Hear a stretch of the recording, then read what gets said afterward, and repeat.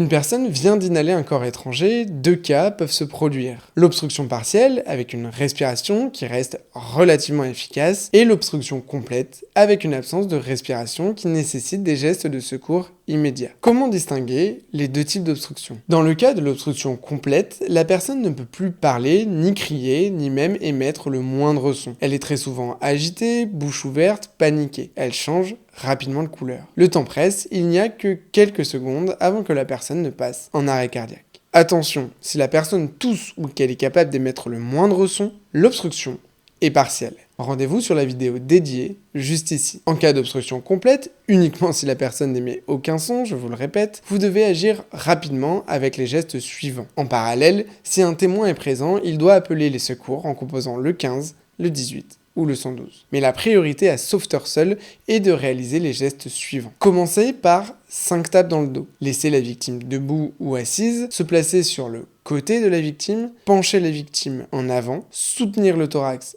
avec une main et donner 5 claques vigoureuses dans le dos entre les omoplates avec le talon de la main. Le but est de faire vibrer la cage thoracique afin de déplacer le corps étranger vers une zone où il pourra être toussé, expulsé, en dehors des voies aériennes. Si toutefois le corps étranger n'est pas expulsé et que la personne présente donc toujours une obstruction grave des voies aériennes, il va falloir passer à une autre technique, les compressions abdominales, anciennement appelées méthode de Heimlich. Pour cela, il faut se placer debout derrière la victime, contre son dos, placer ses bras sous ceux de la victime et joindre les mains en haut de l'abdomen. Mettre le poing fermé au creux de l'estomac, au-dessus du nombril et en dessous du sternum et attraper le poing avec la seconde main. Tirez franchement en exerçant une pression vers l'arrière et vers le haut. Effectuez jusqu'à 5 compressions en relâchant la pression entre chaque. Si possible, ne pas serrer les coudes en faisant la manœuvre afin de ne pas risquer de léser les côtes. Si les 5 compressions ne suffisent pas, il faut reprendre l'étape dans le dos,